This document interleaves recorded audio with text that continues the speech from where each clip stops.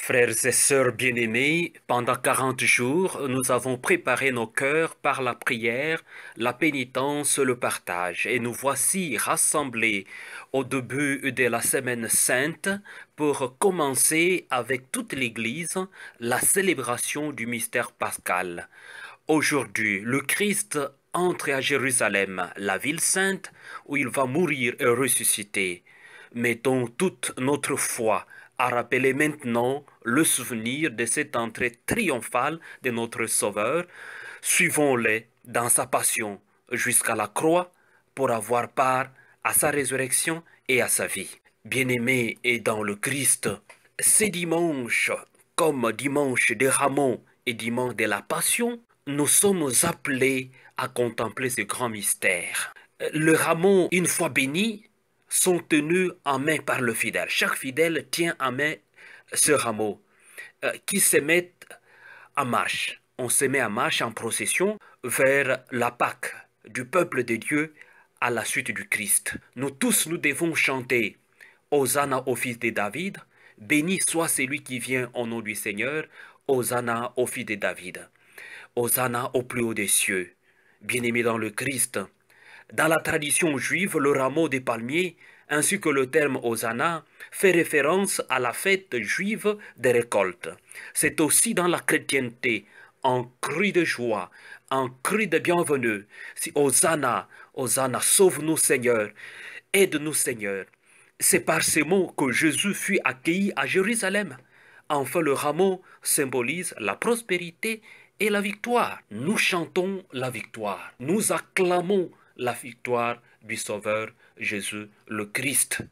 Lentement et sûrement, entrons dans ce grand mystère pour comprendre comment la gloire de Jésus, la victoire de Jésus, c'est dans l'humilité. La liturgie de la Semaine sainte, qui commence avec le dimanche des Rameaux, qui rappelle cette entrée triomphale de Jésus à Jérusalem, rappelle aussi que la Pâque, ce grand moment de l'agneau immolé, c'est le moment de notre victoire. C'est le moment de notre victoire comme chrétiens. La Semaine sainte est destinée à commémorer la passion du Christ depuis son entrée messianique à Jérusalem.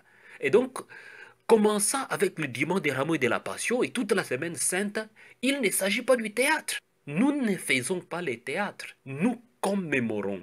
Nous entrons profondément dans ce grand mystère comme chrétiens. Nous entrons dans ce grand mystère pour comprendre et contempler, prier et méditer le Christ qui s'abaisse. Et nous pouvons le voir clairement dans la deuxième lecture d'aujourd'hui, Saint Paul aux Philippiens, chapitre 2, verset 8. Le Christ Jésus s'est abaissé lui-même en devenant obéissant jusqu'à mourir et à mourir sur une croix. Une humilité sans pareille pour faire la volonté du Père, pour sauver l'humanité. Et donc que Jésus accepte sa passion. Mais dans cette passion, on voit que les opposants de Jésus racontent sur Jésus des histoires fausses pour détruire sa réputation.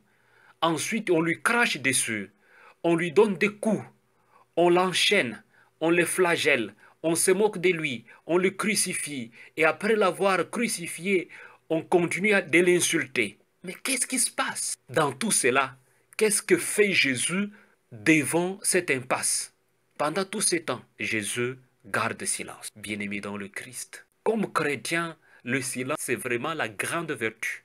C'est le grand moment, le silence. Maurice Zundel, qui est le grand maître spirituel, dit « Les êtres qui aiment profondément sont des êtres de silence. » Et donc, le silence est essentiel pour nous comme chrétiens.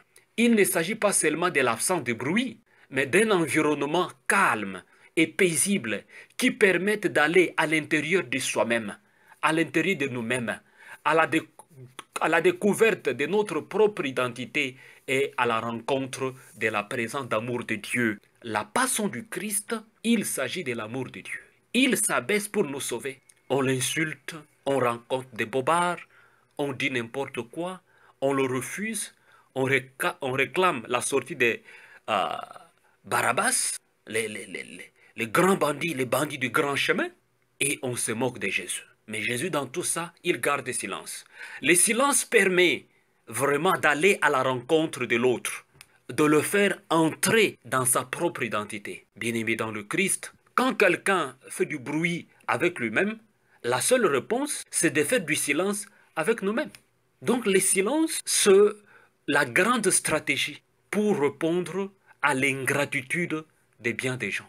Nous savons que notre monde est rempli des ingrats, est rempli des ingrats qui passent le temps à insulter les autres, qui passent le temps à dénigrer les autres et qui n'ont aucun respect des autres. Dans tout cela, Jésus garde silence. Et donc Jésus nous donne cet exemple de garder silence. Le silence est essentiel. Bien-aimé dans le Christ, Jésus qui s'abaisse, Jésus qui répond par le silence, nous donne ces grands exemples, les grands exemples d'abaissement, les grands exemples d'humilité.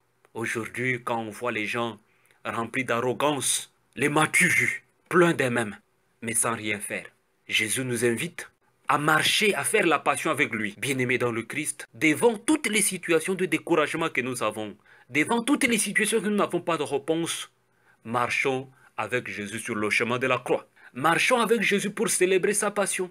Marchons avec Jésus pour contempler sa mort.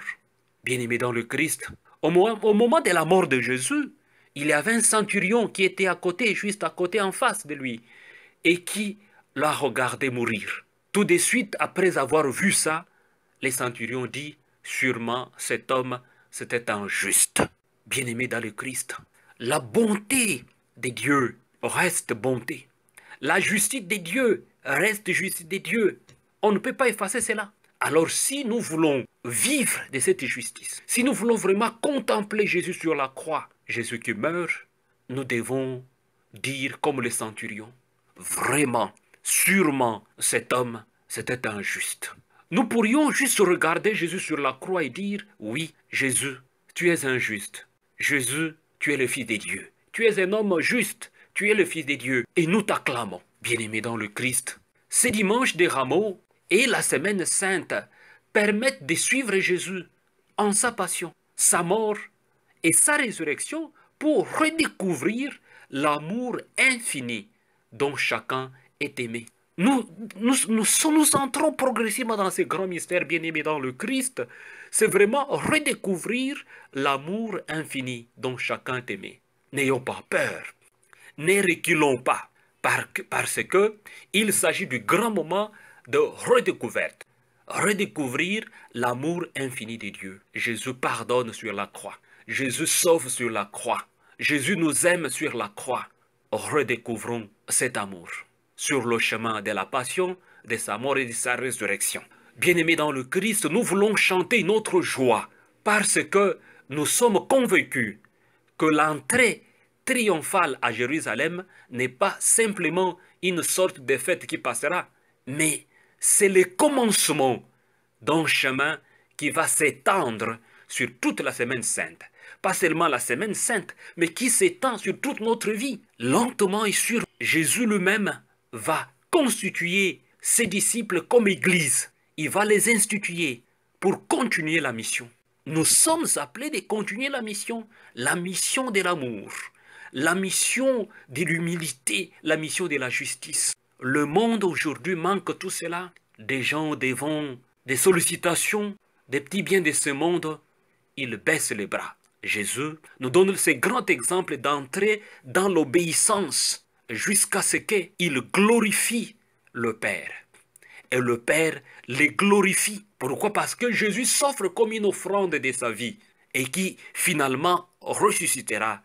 Il est glorifié par le Père à travers la résurrection. Jésus, il nous donne l'exemple de glorifier le Père à travers la passion, la souffrance quotidienne, la mort, les impasses. Eh bien, résistant et persévérant dans cette dynamique, dans cette marche, nous allons ressusciter, car le Père Céleste va nous glorifier. Il nous donnera une vie nouvelle. Marchons lentement et sûrement avec Jésus le Christ, afin de revivre ce grand moment du mystère de notre foi et ressusciter avec lui. Recevez la bénédiction du Seigneur, au nom du Père et du Fils et du Saint-Esprit. Amen. Un bon dimanche des rameaux et de la passion à chacun et à chacune.